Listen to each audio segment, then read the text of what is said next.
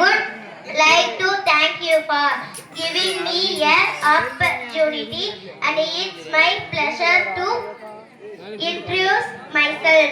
I'm Madhu and talk about a Pongal. Pongal is one of the most popular and Asian festival of South India, Tamil Nadu. It is basically a harvest festival. It is celebrated for 4 days in the month of January every year. The 4 days of celebration are Pogi Pongal, Surya Pongal, Matu Pongal and Kanam Pongal. This festival is celebrated as a Thanksgiving festival to the God. It is celebrated to thank the sun god and Lord Indra for helping farmers who were so hard. People wear new clothes and they draw column outside the house.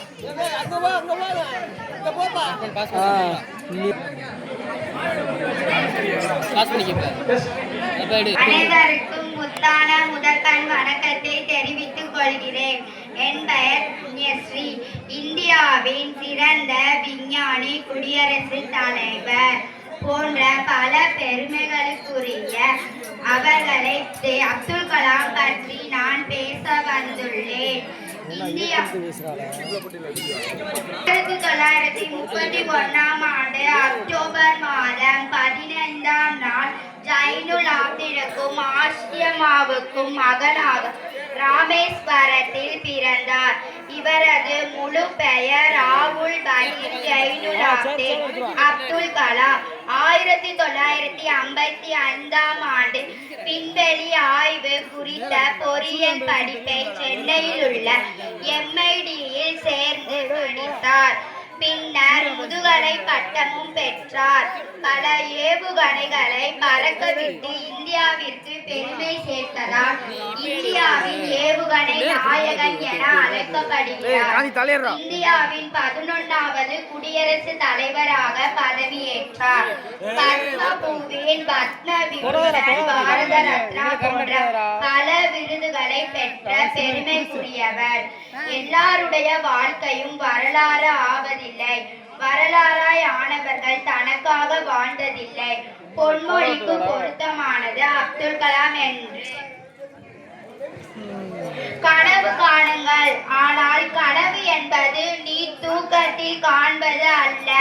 உன்னை தூங்க விடாமல் பண்ணுவது எதுவோ அதுவே லட்சியம். கனவு வாய்ப்புக்காக காத்திருக்காதே. உனக்காக வாய்ப்பை நீயே ஏற்படுத்திக்கொள். ஒரு முறை வந்தால் அது கனவு, இருமுறை வந்தால் அது ஆசை, பல முறை வந்தால் அது லட்சியம். கனவு காணுங்கள். கனவுகளில் இருந்து சிந்தனைகள் பிறக்கும், சிந்தனைகள் செயலாகும். ஒரு நல்ல புத்தகம் 1000 நண்பர்களுக்கு ஒரு நல்ல நண்பன் ஒரு நூலகத்திற்கு சமமானவன் என்று கோரி அப்துல் கலாம் ஒரு சிறந்த பொன்மொழி யாதும் ஊரே யாவரும் கேலி என்று கூறினார். இத்துடன் என் உரையை முடித்துக் கொள்கிறேன்.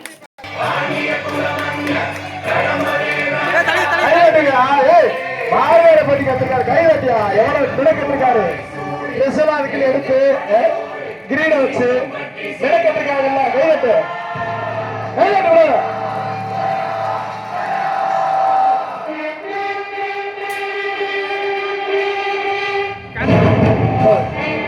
கைதட்டுங்க. ட்ரெஸ் எல்லாம் பாருங்க, எல்லாம் மிடக்கிட்டு வந்திருக்காங்க பொங்கலுக்குனே தயாராகி. நீங்க எந்த நாட்டு ராஜா, எந்த நாட்டை பிடிக்க போறீங்க? இப்ப கத்தி எதுக்கு எடுத்தீங்க? கத்தி எதுக்கு எடுத்த? எதுக்கு இப்ப கத்தி எடுத்து சொல்லித்தான் நீங்க கத்தியை மறுபடியும் தொடரும். கத்தி எதுக்கு எடுத்த?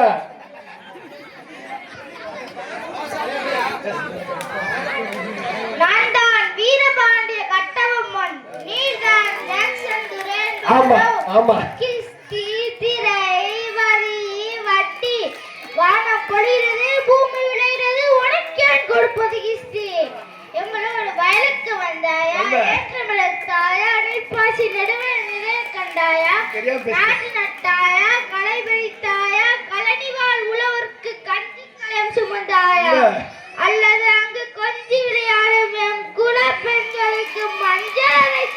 புரிந்தாயாம் அல்லது மாமனா மச்சானா பொண்ணு வச்சிருக்கேன் மானம் கெட்டவனே கேவலம் பேச. எதற்கு கேட்கிறார் திரை யாரை கேட்கிறார் வரி வேணாம்யா என்று பேசிய வீரவசனம் இன்று வரை மக்கள் மனதில் நீங்கா இடம் பிடித்துள்ளது.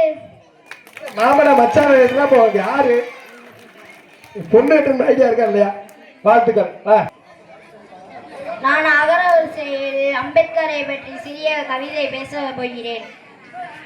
அரசியல் சட்டத்தின் சிற்பியே, ஆதிக்கத்தை எதிர்த்து போராடியவரே, இந்திய அரசியல் சாசனத்தின் தந்தையே, ஈடில்லா அறிவு சுடரொளியே, உயரிய கொள்கைகளால் அண்ணாளாக உயர்ந்தவரே, ஊக்கம் தரலாமா உயர்ந்தவரே, எழுச்சியை நாயகரே, ஏழை கண்ட இறைவனே, ஐயமின்றி சொல்லலாம் நீ ஒரு சமூக சீர்திருத்தவாதி என்று. ஒடுக்கப்பட்ட மக்களின் விழியொளியே, ஓதுவதில் சிறந்த உலகில் நீளமான அரசியலமைப்பை உருவாக்கியவரே, ஔசித்யம் பெற்றாய் மக்களின் மனங்களை அஃதே எங்கள் அண்ணல் அம்பேத்கரே. அண்ணலே நீங்கள் மீண்டும் பிறந்து வாருங்கள். இன்னும் வித்தியாசத்தில் வேலை இருக்கிறது. பிறகு ஓய்வெடுக்கலாம். சுபமாகரம் பேர் சொல்லி மீசையை முறுக்கு இரவாகரம் தாண்டா எங்கள் விடுதலை நெருப்பு காலம் ஒன்றை தந்தானே நாங்கள் வெற்றி வாரி சாரமில்லை கண்ணீர் பட்டு போகுமே அவன் வீர வாழ்வை பாடினே அவன் அவன் அவன்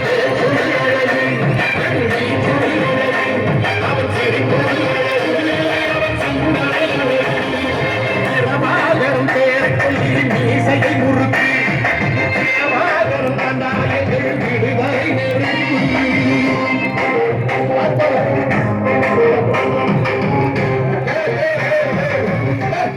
என்ன சரி சரி பீச்சை பாப்பா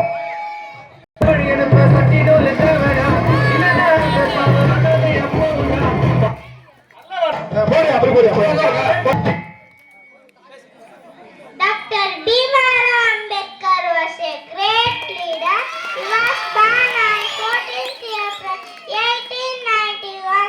His full name was Bhimrao Ramji Ambedkar. He is known as Baba Sahib. He believed in equality and justice. He was the first Prime Minister of independent India. He died on 6th December 1956. நல்லா இருக்கும் நீங்களே யோசிச்சுங்க அவர் அப்படி நடக்கிறவர் இல்ல மறுபடியும் நீங்க அப்படியே